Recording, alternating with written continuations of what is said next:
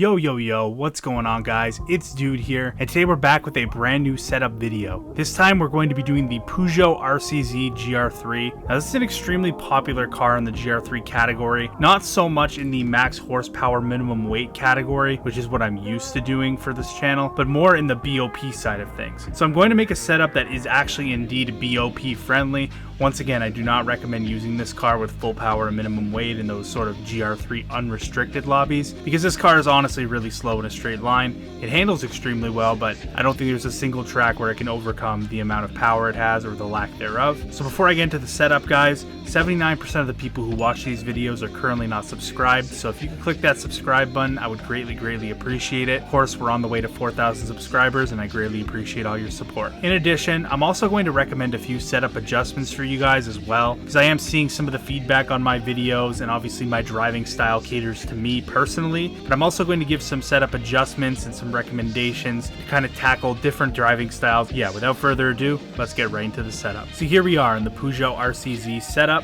Now, today I'm actually going to be running a pretty aggressive setup. Now, this is something that I would normally run on Trowel Mountain, obviously, which has a lot of really flat curbs and some high-speed corners and lots of space to kind of throw the car around.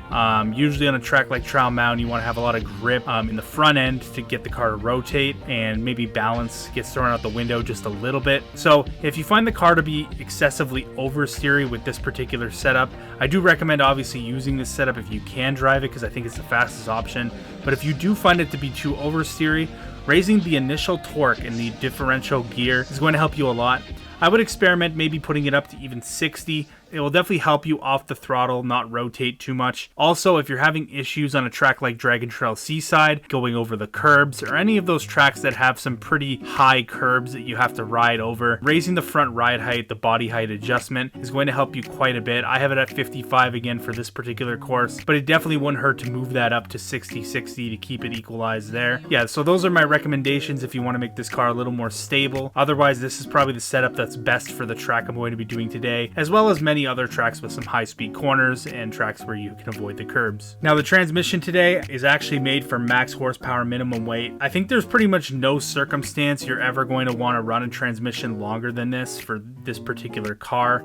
So if you're running the BOP, which again, this setup is supposed to be BOP friendly, I would move your final gear far to the right, or at least a lot further to the right. Right now it's at 4.315. Maybe move it to 4.5 to 4.6, depending on the track.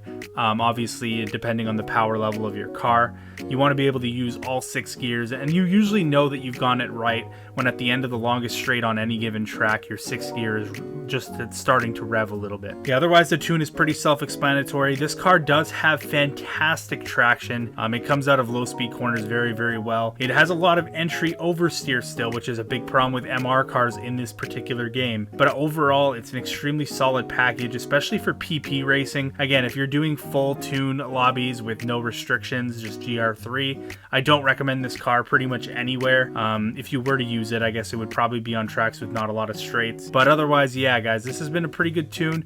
I'm going to do a Trowel Mountain reference lap, same settings as always. I don't expect it to be extremely good. We're going to see where it stacks up on our leaderboard. So here we are at Trowel Mountain Circuit in our Peugeot RCZ GR3. Now again, fully upgraded. Compared to the other GR3 cars, this thing's pretty horrible in a straight line.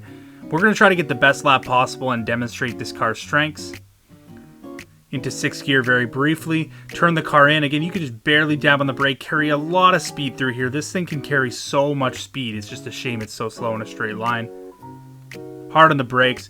Big slide, as you can see. I'm able to control it, but I recommend those setup adjustments. They might be helpful for you at this track. Hard on the brakes. 2nd gear, get right in on that curb. Beautiful exit. First sector's not too bad. Want to get back to the outside here, set this up for the tunnel. One of the most important corners on the track to lead you down this big straight and carry all the momentum. A little bit up on our Ghost here. This car does eventually get to an okay top speed. It just accelerates so pathetically bad. And the power band is very narrow. It doesn't tend to make a lot of power until up top. Hard on the brakes at 187. Get the car turned in. A little bit late on the turn in, but we're going to get a really good exit, get to the throttle extremely soon with the traction of this RCZ. Through the follow-up section, full throttle, hard on the brakes again. Get the car set up nice and tight. Get in on that curb. Lots and lots of traction. On the entry, it can get a little bit sketchy, but again, if you trail brake properly and manage your expectations and understand that it's a mid-engine car, it can definitely be effective. Brake extremely late here because you're not going all that fast. Hard on the brakes. And honestly, with the BOP, this car is extremely strong. And the tuning and kind of the characteristics of the car fully upgraded versus BOP isn't that different because the weight is around the same. We're coming to the line now.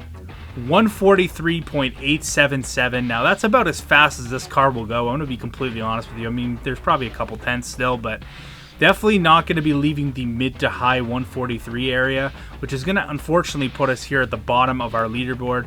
Of course, one thing to note is you're going to notice a lot of these times, all of these times actually, are faster than they were on the last leaderboard. And that's just simply because the update changed the physics, so I had to relap these cars and everything got a little bit faster with the update. So if you're wondering, that's what that is. But yeah, this car, definitely the bottom of the mix for fully tuned racing, but an absolute BOP masterclass. I absolutely love this car. I love the way it drives. I love the way it looks. Not too fond of the way it goes in a straight line, but I guess you can't have everything. So before I close this out, guys, I really hope you guys enjoyed the tune setup and or the video. If you did, clicking that subscribe button as well as leaving a like and a comment also really helps me out, just, you know, to leave your feedback and get my video into the YouTube algorithm so more people can see this. Beyond that, I really appreciate the support that you guys have been giving me on my last few videos, and that's about it for me. I hope you guys have a fantastic night, and I'm out. Peace.